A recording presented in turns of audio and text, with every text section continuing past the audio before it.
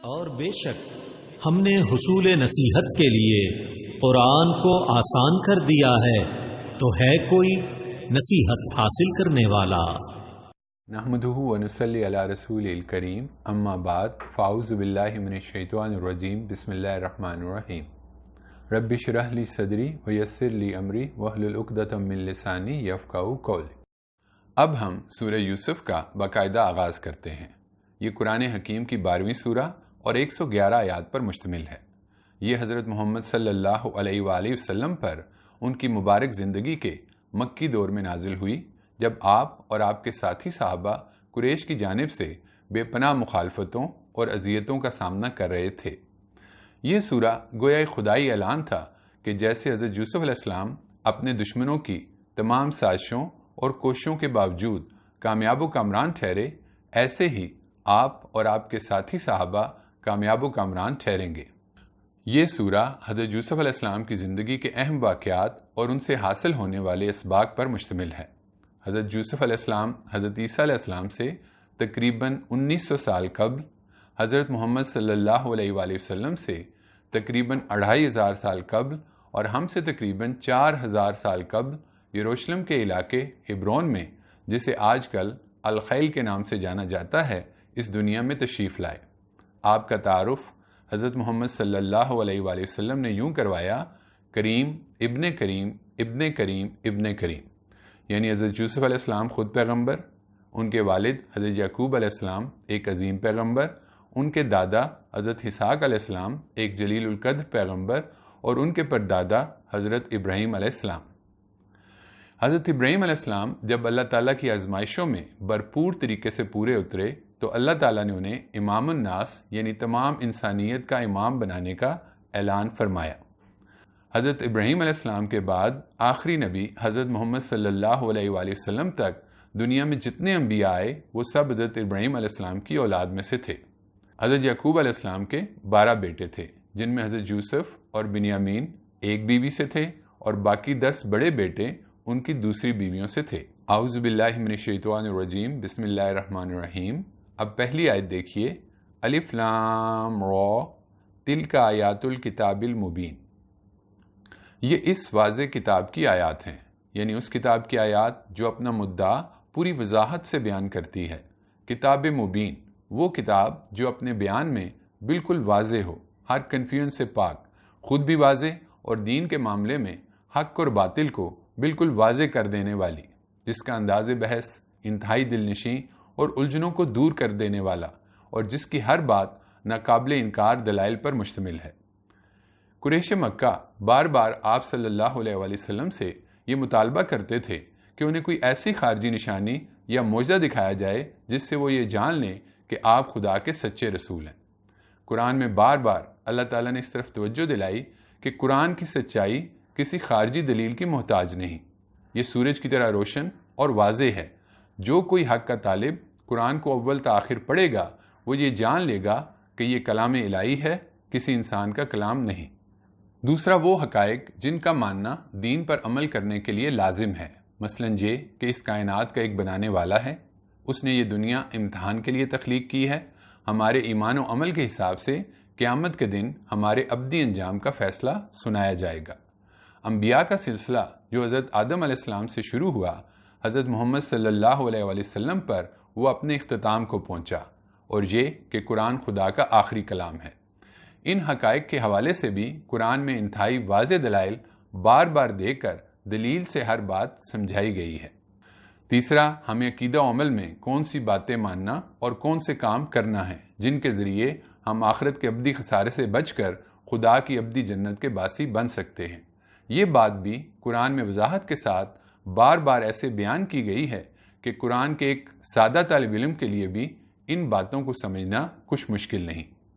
اب دوسری آیت دیکھیے: اِنَّا أَنزَلْنَاهُ قُرْآنًا عَرَبِيًّا لَعَلَّكُمْ تَعْقِلُونَ۔ ہم نے اس کو قرآن عربی بنا کر اتارا تاکہ اے قریش مکہ تم اس کو اچھی طرح سمجھ سکو۔ قرآن کے اولی مخاطب اہل عرب تھے۔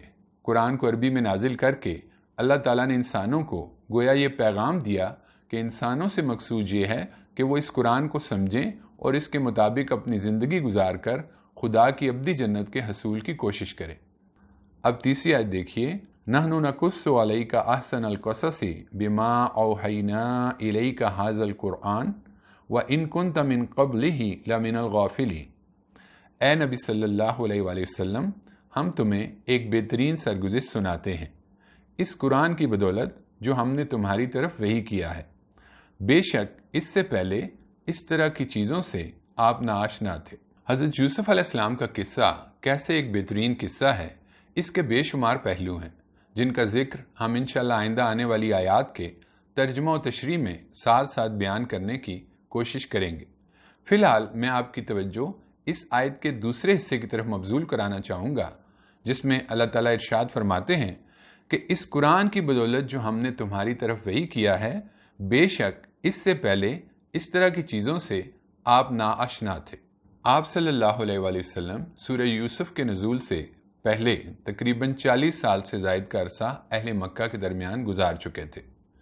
اس دوران میں آپ کی زبان مبارک سے قدیم صحیفوں اور قدیم پیغمبروں کا اس تفصیل سے کبھی ذکر تک نہ سنا گیا۔ تورات قدیم عہد نامہ اور انجیل جدید عہد نامہ دونوں ملا کر تقریباً 1200 ابواب پر مشتمل ہیں۔ ان میں تقریباً 31,000 آیات جو تقریباً 8 لاکھ الفاظ پر مشتمل ہیں۔ ہزاروں سال قدیم ان کتابوں میں وقت کے ساتھ ساتھ بے شمار تاریخی غلطیاں شامل ہو چکی تھیں۔ انبیاء کے حوالے سے بہت سی نامناسب باتیں منسوب ہو چکی تھیں۔ آپ صلی اللہ علیہ وآلہ وسلم امی تھے، یعنی اپنی مادری زبان میں بھی لکھنا پڑھنا تک نہ جانتے تھے۔ کیسے یہ ممکن تھا کہ آپ ہزاروں سال قدیم ان کتابوں کو پڑھتے ہوئے ان کا درست سیاق و سباق متعین کرتے، پھر انبیاء کے قصے دوبارہ اس طرح بیان کرتے کہ ان کے بیان میں انبیاء کے حوالے سے نہ کوئی نامناسب بات شامل ہوئی اور نہ کسی تاریخی غلطی کا ارتکاب ہوا، اور قصوں کے بعض قیمتی اجزاء جو حذف ہو چکے تھے اور دراصل قصے کی جان تھے، ان کو دوبارہ اس طرح بیان کیا گیا کہ اس دوران کسی ایک غلطی کا بھی دوبارہ ارتکاب نہ ہوا۔ آپ نے قرآن کے ذریعے انبیاء کے جو واقعات بیان کیے وہ ان کے شایان شان اور عقل و فطرت کے تقاضوں کے عین مطابق ہیں۔ اس سے آپ کا خدا کا پیغمبر ہونا بالکل واضح ہو جاتا ہے، کیونکہ ان حقائق کا جاننے کا آپ صلی اللہ علیہ وسلم کے پاس وحی کے علاوہ اور کوئی ذریعہ نہ تھا۔ آیت نمبر 4 دیکھیے، اذ قال یوسف لأبیہ یا ابت انی رأیت احد عشر کوکبا والشمس والقمر رأیتہم لی ساجدین۔ یہ اس وقت کا قصہ ہے جب یوسف علیہ السلام نے اپنے والد سے کہا، ابا جان، میں نے خواب میں 11 ستارے اور سورج اور چاند دیکھے، میں نے ان کو دیکھا کہ وہ میرے سامنے سربسجود ہیں، یعنی سجدہ کر رہے ہیں۔ حضرت یوسف علیہ السلام کی عمر اس وقت قرائن سے محسوس ہوتا ہے کہ تقریباً 12-13 سال کے قریب تھی۔ ایسے میں وہ ایک ایسا خواب دیکھتے ہیں جو واضح طور پر ان کی دنیوی سربلندی کی طرف اشارہ کر رہا ہے۔ قرآن کا اسلوب صاف بتا رہا ہے کہ حضرت یوسف علیہ السلام جھجکتے ہوئے وہ خواب اپنے والد کو بتا رہے ہیں۔ خدا کے پسندیدہ بندے شیخی خورے، اکڑنے اور اترانے والے نہیں ہوتے۔ جب انہیں کسی نعمت کی خبر ملتی ہے تو وہ مزید عاجزی کا رویہ اختیار کرتے ہیں۔ آیت نمبر 5 دیکھیے، قال یا بنی لا تقصص رؤیاک علی اخوتک فیکیدوا لک کیدا ان الشیطان للانسان عدو مبین۔ ان کے والد نے جواب دیا کہ اے میرے بیٹے، اپنا یہ خواب اپنے بھائیوں کو نہ سنانا، کہیں ایسا نہ ہو کہ وہ تمہارے خلاف سازش کرنے لگیں۔ اس میں شبہ نہیں کہ شیطان انسان کا کھلا دشمن ہے۔ حضرت یعقوب علیہ السلام حضرت یوسف علیہ السلام سے ان کی بعض غیر معمولی صلاحیتوں کے باعث باقی دوسرے بچوں کی نسبت زیادہ محبت کرتے تھے۔ اس چیز نے ان کے 10 بڑے سوتیلے بھائیوں کو ان کے بارے میں حسد میں مبتلا کر دیا۔ یہ دنیا اللہ تعالیٰ نے امتحان کے لیے تخلیق کی ہے۔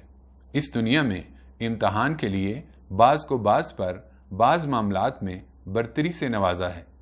کسی کو علم میں، کسی کو خوبصورتی میں، کسی کو مال میں، کسی کو اولاد میں، کسی کو زمین و جائیداد میں، کسی کو عہدہ و مناصب میں، اور کسی کو سماجی مرتبے میں۔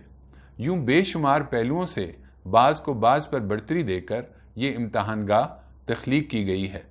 جو لوگ یہ یاد رکھتے ہیں کہ یہاں جو ہو رہا ہے یہ سب امتحان کے پرچے ہیں، اصل مالدار وہ ہے جو قیامت کے دن مالدار ٹھہرے۔ اصل خوبصورت وہ ہے جسے اللہ جنت میں لازوال حسن سے نوازے۔ اصل کامیاب وہ ہے جو قیامت کے دن کامیاب ٹھہرے۔ دنیا کو امتحان کی جگہ سمجھنے والے ان لوگوں کی پوری توجہ اپنے پرچے کے بہترین حل پر مرکوز رہتی ہے۔ وہ یہ چاہتے ہیں کہ وہ اپنے تمام امتحانات میں سرخرو ہو کر خدا کے حضور خود کو خدا کی ابدی جنت کا مستحق ثابت کر سکیں۔ اس کے برعکس وہ لوگ جو ان حقائق کو بھولے رہتے ہیں، ان کے لیے کسی نعمت کا ملنا بے جا فخر اور تکبر کا باعث بنتا ہے، اور کسی نعمت کا چھن جانا حسد اور کینہ جیسی اخلاقی بیماریوں کا باعث بنتا ہے۔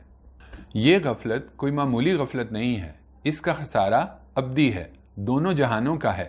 اس غفلت میں مبتلا انسان اسی دنیا کو اپنا مقصود بنا بیٹھتا ہے، اور پھر طرح طرح کی اخلاقی بیماریاں اس کے باطن میں جنم لیتی اور اسے جہنم کا ایندھن بننے کے لیے تیار کر ڈالتی ہیں۔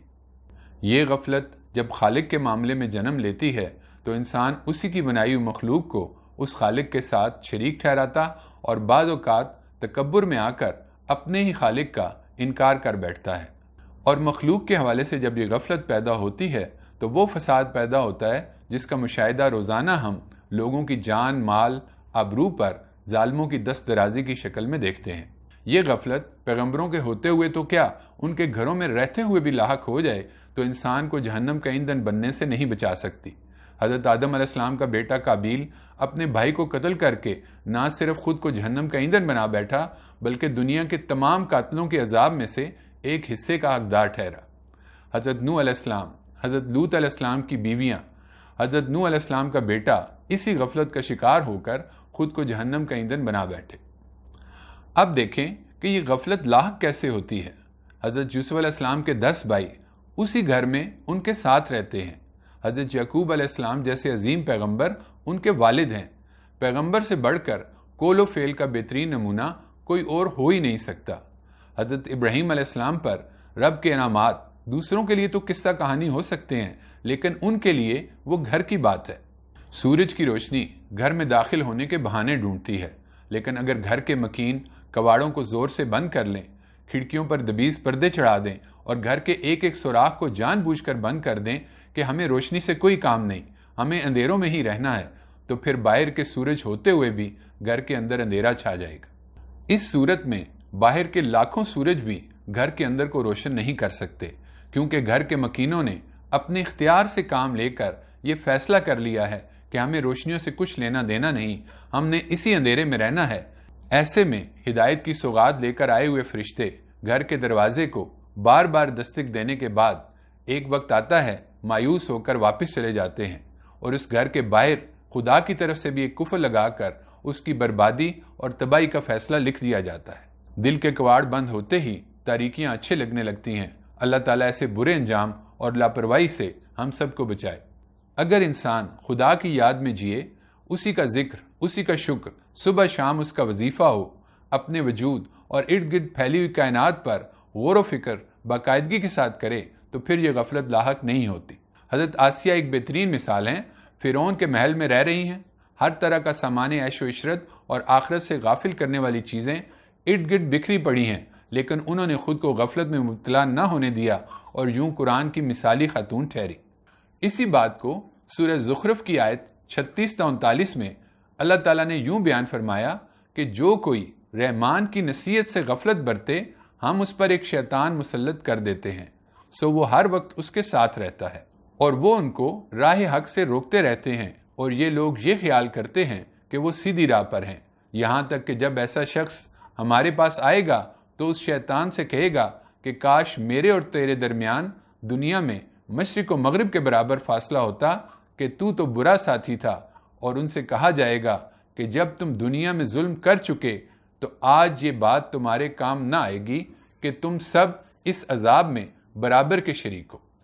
یعنی یہ بالکل ایسا معاملہ ہے جیسے ہوا گرم ہو کر کہیں سے اگر اوپر اٹھتی ہے تو وہاں خلا باقی نہیں رہتا، بلکہ ٹھنڈی ہوا اس کی جگہ لینے کے لیے آ جاتی ہے۔ اگر آپ خدائے رحمان سے اپنا تعلق زندہ تعلق نہیں بنائیں گے تو شیطان ڈرائیونگ سیٹ سنبھال لے گا۔ رحمان اور شیطان دونوں کے راستے اور منزلیں مختلف ہیں۔ خدا سے جڑے رہنے کا بہترین ذریعہ خدا کی کتاب سے زندہ تعلق ہے، جس میں یہ معجزانہ خاصیت ہے کہ 1-2 صفحے بھی اگر روزانہ غور و فکر کے ساتھ پڑھے جائیں تو وہ خدا، رسول اور آخرت کی یاد دہانی کرا دیتا ہے۔ ڈرائیونگ کرتے ہوئے چند سیکنڈ بھی آپ سڑک سے توجہ نہیں ہٹا سکتے کہ خدا نہ خواستہ کسی حادثے کا شکار نہ ہو جائیں۔ اسی طرح کسی نئی منزل کو جاتے ہوئے آپ بار بار راستے میں آنے والے سنگ میل دیکھ کر اس بات کو یقینی بناتے ہیں کہ آپ درست راہ پر ہیں اور منزل کا فاصلہ بتدریج گھٹ رہا ہے۔ ایسے ہی قرآن روزانہ پڑھنا آپ کو بار بار یہ یاد دہانی کراتا ہے کہ آپ کی اصل منزل آخرت ہے اور اس دنیا میں ہونے والے مختلف واقعات میں آپ نے درست رویہ اختیار کر کے اپنے لیے ایک خوبصورت اور شاندار مستقبل کی تعمیر کرنا ہے۔ آیت نمبر 6 دیکھیے، وَكَذَلِكَ يَجْتَبِيكَ رَبُّكَ وَيُعَلِّمُكَ مِن تَأْوِيلِ الْأَحَادِيثِ وَيُتِمُّ نِعْمَتَهُ عَلَيْكَ وَعَلَىٰ آلِ يَعْقُوبَ كَمَا أَتَمَّهَا عَلَىٰ أَبَوَيْكَ مِن قَبْلُ إِبْرَاهِيمَ وَإِسْحَاقَ إِنَّ رَبَّكَ عَلِيمٌ حَكِيمٌ، یعنی یہ تمہارا خواب بتا رہا ہے ایسا ہی ہوگا، تیرا رب تجھے اسی طرح رسالت کے کام کے لیے منتخب کرے گا، تمہیں باتوں کی اصل حقیقت تک پہنچنا سکھائے گا اور تم پر اور آل یعقوب پر اسی طرح اپنی نعمت پوری کرے گا جس طرح اس سے پہلے وہ تیرے بزرگوں ابراہیم علیہ السلام اور اسحاق علیہ السلام پر کر چکا ہے۔ یقیناً تیرا رب علم والا اور دانا ہے۔ حضرت یعقوب علیہ السلام خواب سنتے ہی یہ سمجھ گئے کہ یہ ایک سچا خواب ہے اور خواب دیکھنے والے کے شاندار مستقبل کی پیشن گوئی کر رہا ہے۔ انہوں نے حضرت یوسف علیہ السلام کو کہا کہ جو تم نے دیکھا وہ بالکل ٹھیک ہے اور جلد ہی وہ وقت آنے والا ہے جب اللہ تعالیٰ تمہیں منصب نبوت سے سرفراز کرے گا اور دنیا اور آخرت کی کامیابیوں سے نوازے گا۔ تورات اور تالمود جو یہود کی فقہی کتاب ہے، اس کا بیان قرآن سے بالکل مختلف ہے۔ جب حضرت یعقوب علیہ السلام نے حضرت یوسف علیہ السلام کا خواب سنا تو انہیں خوب ڈانٹا اور کہا کہ اچھا تو یہ خواب دیکھنے لگا ہے کہ میں اور تیری ماں اور تیرے بھائی تجھے سجدہ کریں گے۔ آپ خود ہی بتائیے کہ حضرت یعقوب علیہ السلام کی پیغمبرانہ سیرت کے زیادہ قریب قرآن کا بیان ہے یا تورات کا؟ پھر دیکھیے، یوسف علیہ السلام اپنی تمنا بیان نہیں کر رہے بلکہ خواب بیان کر رہے ہیں۔ خواب گویا خدائی فیصلے کا اعلان ہے، اور پیغمبروں سے بڑھ کر خدائی فیصلے کے آگے سر جھکانے والا اور کون ہو سکتا ہے؟ پیغمبر تو درکنار عام آدمی بھی اپنے بیٹے کی دنیوی اور اخروی کامیابی کا سن کر خوشی سے نہال ہو جاتے ہیں۔ اسی طرح تورات میں ہے کہ یوسف علیہ السلام کے بھائی ان سے اس لیے حسد کرتے تھے کیونکہ وہ اپنے بھائیوں کی چغلیاں کھایا کرتے تھے۔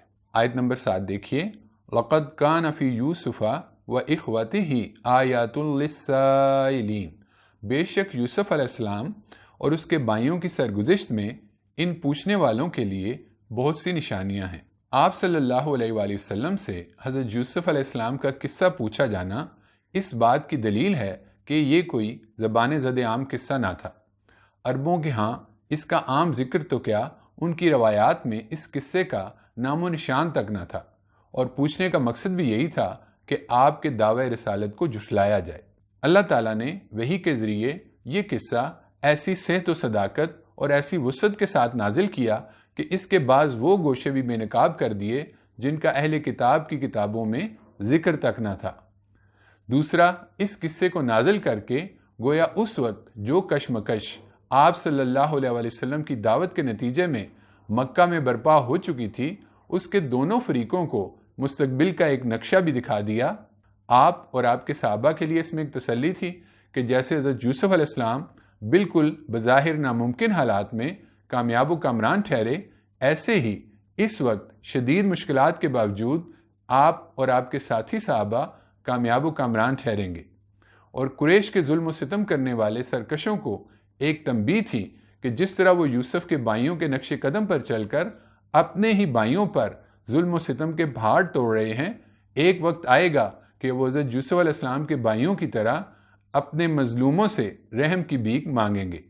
گویا دونوں فریقوں کے لیے اس قصے میں سیکھنے کو بہت کچھ تھا۔ آیت نمبر 8 دیکھیے، اِذْ قَالُوا لَيُوسُفُ وَأَخُوهُ أَحَبُّ إِلَىٰ أَبِينَا مِنَّا وَنَحْنُ عُصْبَةٌ إِنَّ أَبَانَا لَفِي ضَلَالٍ مُبِينٍ، یعنی یہ داستان یوں ہے کہ یوسف علیہ السلام کے بھائیوں نے آپس میں کہا، یوسف اور اس کا بھائی یعنی بنیامین ہمارے باپ کو ہم سے زیادہ پیارے ہیں، حالانکہ ہم تو ایک پورا جتھا ہیں۔ بے شک اس معاملے میں ہمارے والد ایک کھلی ہوئی غلطی میں مبتلا ہے۔ اسبہ، جماعت یا جتھا خصوصاً وہ گروہ جس میں خون کی عصبیت بھی شامل ہو۔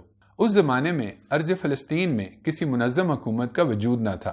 پولیس اور فوج کی غیر موجودگی میں باعزت اور بااثر وہ خاندان سمجھا جاتا جس میں حمایت میں اٹھنے والے جنگی مردوں کی تعداد زیادہ ہوتی۔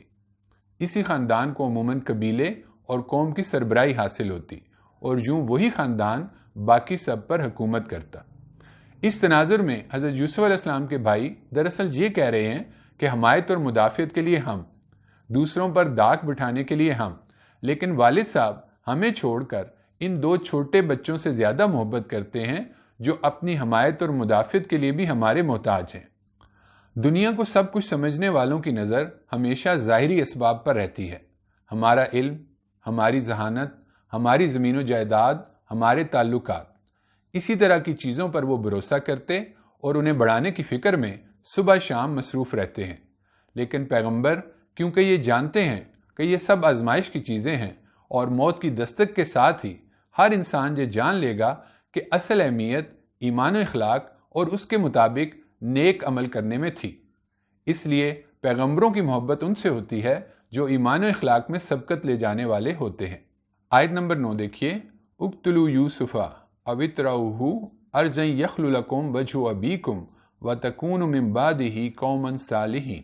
اب سارے بھائی مشورہ کر رہے ہیں کہ چلو یوسف کو قتل کرو یا اس کو کہیں پھینک دو، اس طرح تمہارے باپ کی ساری توجہ تمہاری طرف ہو جائے گی اور اس کے بعد تم لوگ بالکل ٹھیک ہو جاؤ گے۔ یعنی تمہارا حال یہ ہوگا کہ تمہاری سب پریشانیاں ختم ہو چکی ہوں گی اور تمہارے راستے کا کانٹا نکل چکا ہوگا۔ یہ ہے وہ علاج جو حضرت یوسف علیہ السلام کے بھائیوں نے اپنی پریشانی کو دور کرنے کے لیے سوچا، یعنی باپ کی توجہ جیسا پاکیزہ مقصد حاصل کرنے کے لیے وہ اپنے چھوٹے بھائی کو قتل کرنے کے لیے بھی تیار ہو گئے۔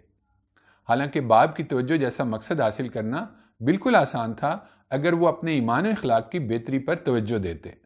صلاحیتیں نہ صحیح، عادات و اطوار بدلنا تو ان کے اختیار میں تھا، یوں وہ اپنے والد کی محبت حاصل کر پاتے۔ لیکن افسوس، انسانوں کی اکثریت نے ہمیشہ شیطان کے بہکاوے میں آ کر اس آسان راستے کو مشکل سمجھا۔ جیسا کہ غالب نے کہا، جانتا ہوں ثواب اطاعت و زہد، پر طبیعت ادھر نہیں آتی۔ حضرت آدم علیہ السلام کے بیٹے قابیل نے حابیل کو حسد کے باعث قتل کیا۔ 4000 برس پہلے حضرت یوسف علیہ السلام کے بھائی انہیں اسی حسد کے باعث قتل کرنے کو تیار ہو گئے۔ اسی حسد کی تباہ کاریاں ہم آج بھی اپنے گھروں، دفاتر، معاشرے میں صبح شام دیکھتے ہیں۔ انسان بالکل بھی نہیں بدلا۔ انہی رویوں کا امتحان اصل امتحان ہے۔ تمدنی لحاظ سے انسان بظاہر کتنی ترقی کر چکا ہے، لیکن دین نے انہی رویوں کو نشانہ بنایا ہے اور یہ اس کے خدائی دین ہونے کی دلیل بھی ہے۔ چھوٹی چھوٹی باتوں پر بڑے بڑے جھگڑے بنا لینا، حالانکہ بڑے بڑے جھگڑے بعض اوقات معذرت کے دو بولوں اور درگزر سے ختم ہو سکتے ہیں۔ انسان نے ہمیشہ اپنے لیے مشکل راستہ چنا ہے۔ انبیاء تو اس کے بوجھ کم کرنے آئے، جہاں بھٹکنے کا اندیشہ تھا وہاں راہ کو نمایاں کر گئے۔ کتنا آسان رکھا خدا نے، اور انسان دن بھر ڈھیروں مشقتیں کرنے میں جتا رہتا ہے تاکہ زندگی کو خوشگوار بنا سکے۔ خواہشات کے اندھیروں میں ڈوبے ہوئے انسانوں کے لیے انبیاء کی زندگیوں کو روشنی کے مینار بنا کر زندگی کی شاہراہ پر جگہ جگہ کھڑا کر دیا گیا تاکہ انسان اپنی زندگیوں کو ویسے ہی روشن بنانے کی کوشش کرے۔ لیکن افسوس، ہزاروں سال سے روشنیاں بکھیرتے ان روشن میناروں کو لوگ نظر اٹھا کر بھی نہیں دیکھتے اور اپنی خواہشات پوری کرنے کی دھن میں پاگلوں کی طرح جتے ہوئے ہیں۔ روز ان اندھیروں میں ٹھوکریں کھاتے لیکن آنکھیں کھولنے کا نام نہیں لیتے۔ نسلوں کی نسلیں ضائع ہوتی چلی جا رہی ہیں، دنیا جہان کی کتابیں پڑھی جا رہی ہیں، لائبریریاں کھنگالی جا رہی ہیں، لیکن وقت نہیں ہے تو خدا کی کتاب کے لیے۔ سوچئے کل انسان کس قدر پچھتائے گا جب اسے معلوم ہوگا کہ زندگی کو خوبصورت بنانے کا نسخہ کتنا آسان تھا، اتنا آسان کہ اس نے اسے توجہ کے لائق ہی نہ سمجھا۔ آیت نمبر 10 دیکھیے، قال قائل منہم لا تقتلوا یوسف والقوہ فی غیابۃ الجب یلتقطہ بعض السیارہ ان کنتم فاعلین۔ انہی میں سے ایک کہنے والے نے کہا، یعنی بھائیوں میں سے ایک نے، یوسف کو قتل نہ کرو، اگر تمہیں کچھ کرنا ہے تو اسے کسی اندھے کنویں کی تہ میں پھینک دو، کوئی راہ چلتا قافلہ اس کو نکال لے جائے گا۔ اس زمانے میں شام اور اردن سے مصر آنے جانے والے تجارتی قافلے یروشلم کے اس علاقے سے گزرتے تھے جہاں حضرت یعقوب علیہ السلام اپنے اہل خانہ کے ساتھ رہائش پذیر تھے۔ ان تجارتی قافلوں کے راستوں پر ایسے کنویں بکثرت تھے جو یوں تو مدتوں ویران پڑے رہتے، لیکن کسی قافلے کی رکنے کی صورت میں کچھ دیر کے لیے خوب رونق اور چہل پہل ہو جاتی۔ 10 بھائیوں میں سے ایک بھائی کے دل میں شاید نرم گوشہ تھا۔ اس نے یہ مشورہ دیا کہ انہیں کسی ایسے ہی اندھے کنویں میں پھینک دیتے ہیں، راہ چلتا قافلہ انہیں اپنے ساتھ لے جائے گا۔ اس زمانے میں چونکہ انسانوں کی خرید و فروخت اور انہیں غلام بنا لینے کا بھی رواج تھا، تو خیال تھا کہ قافلے والے یا تو خود انہیں اپنا غلام بنا لیں گے یا کسی شہر میں لے جا کر غلام بنا کر فروخت کر دیں گے۔ یوں ان کے راستے سے یہ کانٹا بھی نکل جائے گا اور چھوٹے بھائی کے قتل جیسے گناہوں جرم سے بھی وہ بچ جائیں گے۔ بالآخر اس مشورے پر سب بھائیوں کا اتفاق ہو گیا۔ آیت نمبر 11 دیکھیے، قالوا یا ابانا ما لک لا تأمنا علی یوسف وانا لہ لناصحون۔ انہوں نے اپنے باپ سے کہا کہ ابا جان کیا بات ہے کہ یوسف کے معاملے میں آپ ہم پر اعتماد نہیں کرتے، حالانکہ ہم اس کے بڑے خیر خواہ ہیں۔ یعنی حضرت یوسف کے بارے میں مشورہ کر لینے کے بعد اب وہ حضرت یعقوب علیہ السلام کو شیشے میں اتارنے کے لیے سبز باغ دکھانے کی کوشش کر رہے ہیں۔ سب سے پہلے وہ اپنا اعتماد جمانے کے لیے اکٹھے حضرت یعقوب علیہ السلام کے پاس پہنچے اور کہا کہ کیا بات ہے، یوسف کے معاملے میں آپ ہم پر بھروسہ نہیں کرتے، حالانکہ ہم اس کے بڑے بھائی، محبت کرنے والے اور اس کے انتہائی خیر خواہ ہیں۔ یعنی ایسا انداز اپنایا جیسے آپ کو کسی سے کوئی بات منوانا ہو تو آپ کہتے ہیں ایک بات کہوں، ویسے تم نے کہاں ماننی ہے، تاکہ اگلا مجبور ہو کر کہے کہ ہاں ہاں کہو، کیوں نہیں۔ تو انہوں نے حضرت یعقوب علیہ السلام کو قائل کرنے کے لیے یہ انداز اختیار کیا۔ آیت نمبر 12 دیکھیے، ارسلوا معنا غدا یرتع ویلعب وانا لہ لحافظون۔ کل اس کو ہمارے ساتھ جانے دیجیے تاکہ ذرا چرے چگے اور کھیلے کودے، یعنی پکنک منا لے، ہم اس کی پوری حفاظت کے ذمہ دار ہیں۔ یعنی آج کی اصطلاح میں انہوں نے اگلے دن کی پکنک کا پروگرام پیش کیا کہ کل ہم سب بھائیوں نے جنگل میں جا کر کھیلنا کودنا اور کھانا پینا ہے، یوسف کو ہمارے ساتھ بھیجیں تاکہ وہ بھی ہمارے ساتھ شامل ہو کر بھرپور لطف اندوز ہو سکیں، اور ہم ان کی پوری حفاظت کے ذمہ دار ہیں۔ آیت نمبر 13 دیکھیے، قال انی لیحزننی ان تذهبوا به واخاف ان یاکلہ الذئب وانتم عنہ غافلون۔ حضرت یعقوب علیہ السلام نے فرمایا کہ مجھے یہ چیز افسردہ کر دیتی ہے کہ تم اسے لے جاؤ، کیونکہ میں ڈرتا ہوں کہ تم اس سے غافل ہو تو اس کو بھیڑیا پھاڑ کھائے۔ حضرت یوسف سے حضرت یعقوب کو اس قدر محبت تھی کہ دن بھر کی جدائی برداشت کرنا بھی ان کے لیے مشکل تھا۔ دوسرا، اس علاقے میں بیڑیوں کی کثرت تھی اور ان کے انسانوں کو کھانے کے واقعات عام تھے۔ انہیں یہ ڈر تھا کہ بھائیوں کی غفلت کے باعث یوسف علیہ السلام کو کوئی نقصان نہ پہنچ جائے۔ آیت نمبر 14 دیکھیے، قالوا لئن اکلہ الذئب ونحن عصبۃ انا اذا لخاسرون۔ انہوں نے جواب دیا کہ اگر ہمارے ہوتے ہوئے اس کو بھیڑیے نے کھا لیا جب کہ ہم ایک پورا جتھا ہیں، تب تو ہم بڑے ہی نکمے ہوں گے۔ یعنی حضرت یعقوب علیہ السلام کے اس اندیشے کو سن کر انہوں نے بڑے دعوے سے جواب دیا کہ ہم 10 بھائیوں کا جتھا ہونے کے باوجود اگر بھیڑیا حضرت یوسف کو نقصان پہنچا بیٹھے تو اس سے بڑھ کر ہماری بدقسمتی اور بدبختی کی دلیل اور کیا ہوگی۔ معلوم ہوتا ہے کہ اس یقین دہانی کے بعد حضرت یعقوب علیہ السلام نے بادل ناخواستہ ہی صحیح لیکن یوسف کو ان کے ساتھ جانے کی اجازت دے دی۔ یوں ان کی سازش کا پہلا مرحلہ کامیابی سے طے ہو گیا۔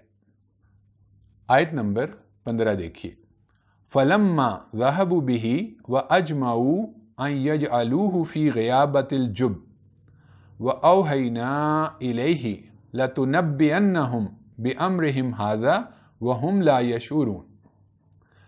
پس جب وہ اسے لے گئے، یعنی اصرار کر کے یوسف علیہ السلام کو لے گئے اور یہ طے کر لیا کہ اس کو کنویں کی تہ میں پھینک دیں، تو ہم نے یوسف کو وحی کی کہ تم ایک دن ان کی اس حرکت سے انہیں آگاہ کرو گے، جبکہ ان کو کچھ خیال بھی نہ ہوگا۔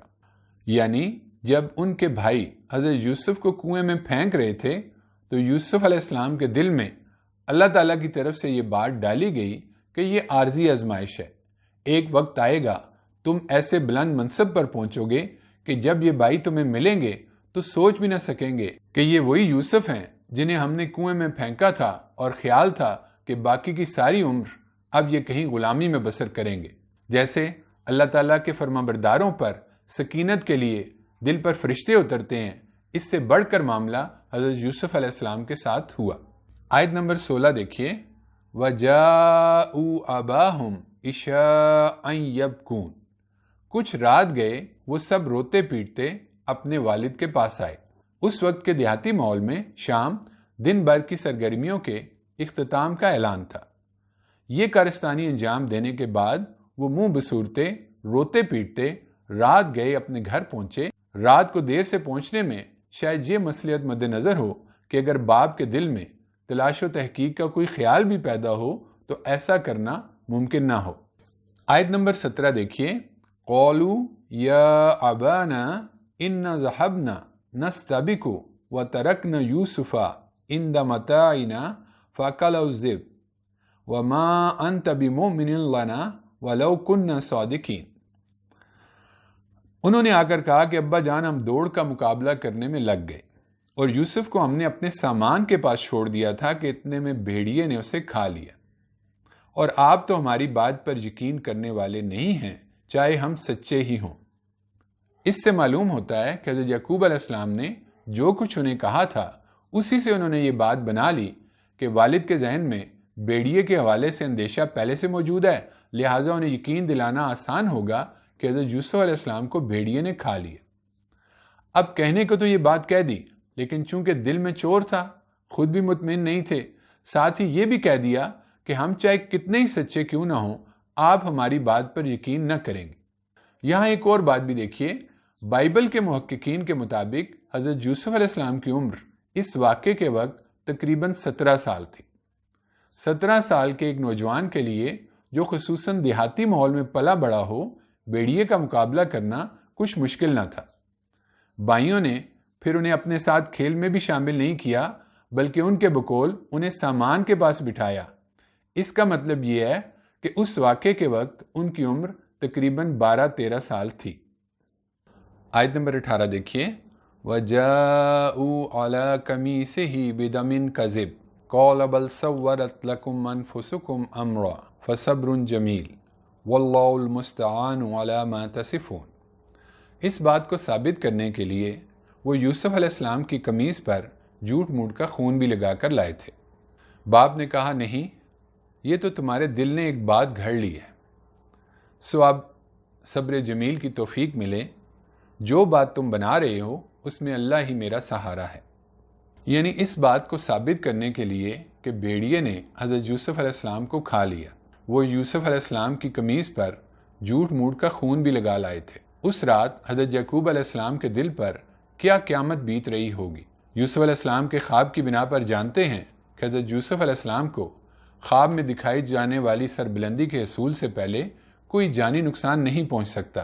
10 جوان بیٹے جنہیں خاندان کی قوت اور مدافعت کا ذریعہ بننا تھا، رات گئے اس حال میں آئے ہیں کہ ان کے ہاتھوں میں چھوٹے معصوم بھائی کی خون آلود قمیض ہے۔ روتے، منہ بسورتے، چیخ چیخ کر وہ حضرت یوسف علیہ السلام کے بیڑیوں کے ہاتھ کھائے جانے کا من گھڑت افسانہ سنا رہے ہیں۔ پھر حضرت یعقوب یہ تو جانتے ہیں کہ حضرت یوسف علیہ السلام کو کوئی جانی نقصان نہیں پہنچ سکتا، لیکن اس تاریک رات میں خوفناک بھیڑیوں بھرے جنگل میں وہ اپنے چھوٹے معصوم بھائی کو کس حال میں کہاں چھوڑ آئے ہیں انہیں اس کی کوئی خبر نہ تھی۔ آج اس سے چھوٹی چھوٹی باتوں پر ہمارے گھروں، کام کاج کی جگہوں پر صبح شام طوفان برپا رہتے ہیں۔ دوسروں کی چھوٹی چھوٹی غلطیاں ڈھونڈنا، انہیں جتانا، تانے، طنز، کاٹ کھانے کو دوڑنا، چھوٹی سی غلطی سے سالوں کے جھگڑے بنا لینا۔ ہمارے جیسا کوئی ہوتا تو مارنے کو دوڑتا، منہ سے نہ جانے کیا کیا کہہ گزرتا، طنز، بد دعائیں، کوسنے۔ ہم صبر بھی کرتے ہیں تو اگلے دن یا کچھ دن کے بعد آتش فشاں پھر پڑ پڑتا ہے۔ ہم نے اتنی تکلیف اٹھائی، ہم نے اتنا صبر کیا۔ شیطان یہی تو چاہتا ہے کہ انسان تکلیف بھی اٹھائے اور اجر بھی حاصل نہ کر سکے۔ یہی وجہ ہے کہ ہم ساتھ ساتھ شور مچاتے ہیں کہ حد ہو گئی، ہمارا رب ہمیں ہی آخر کیوں اتنا آزما رہا ہے۔ تورات کے مرتبین نے بھی جب پیغمبروں کے نقش قدم پر چلنا مشکل سمجھا تو نعوذ باللہ انہیں اپنے جیسا دکھانے کی کوشش کی۔ تورات میں ہے، تب یعقوب علیہ السلام نے اپنے کپڑے پھاڑے اور ٹاٹ اپنے کولے پر ڈالا اور بہت دن تک اپنے بیٹے کا ماتم کیا۔ اب دیکھیں قرآن کیا کہتا ہے۔ مخلوق کے حوالے سے حضرت یعقوب علیہ السلام نے کہا تو بس اتنا کہا کہ تم نے ایک بات گھڑ لی ہے، اور خالق کے حوالے سے بہترین صبر کی توفیق طلب کی۔ صبر جمیل، وہ صبر جو ہر طرح کے نوح و ماتم، شکوہ و شکایت اور طعن و تشنیع سے پاک ہو۔ پیغمبر چونکہ اعلیٰ ترین انسان ہوتے ہیں، لہٰذا اپنی محبوب ترین چیز کے کھو جانے پر بھی ایسا معاملہ اور رویہ اختیار کرتے ہیں جو خوبصورت ہو۔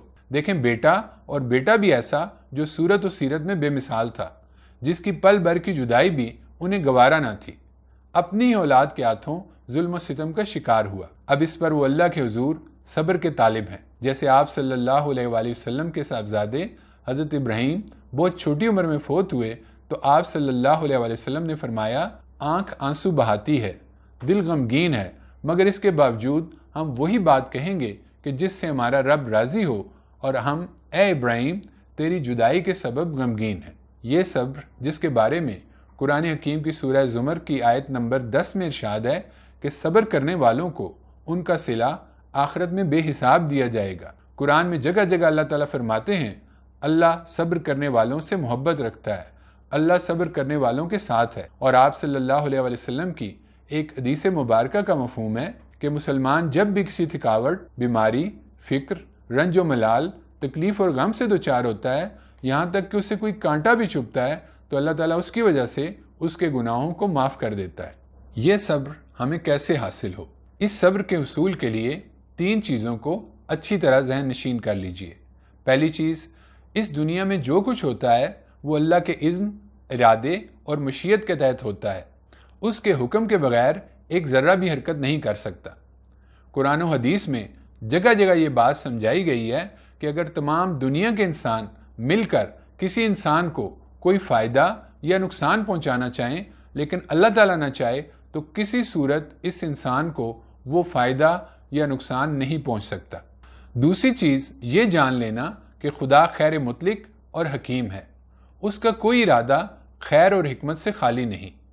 اس دنیا میں اگر سرکشوں کو وہ کوئی ڈھیل دیتا ہے تو اس وجہ سے نہیں کہ وہ ان سے محبت کرتا ہے یا ان کے آگے لاچار اور نعوذ باللہ بے بس ہے، بلکہ اس کے اندر بھی وہ کسی عظیم خیر کی پرورش کا سامان کر رہا ہوتا ہے۔ اور اگر وہ اہل حق کو تنگی اور مصائب میں مبتلا کرتا ہے تو اس کی وجہ یہ نہیں کہ وہ انہیں تکلیف میں دیکھنا پسند کرتا ہے، بلکہ اس کے ذریعے ان کے لیے کسی بڑے خیر کی راہیں کھولتا ہے۔ تیسری چیز یہ کہ انسان کے علم کی رسائی محدود ہے، وہ خدا کے ہر ارادے کی حکمت کو اس دنیا میں نہیں جان سکتا۔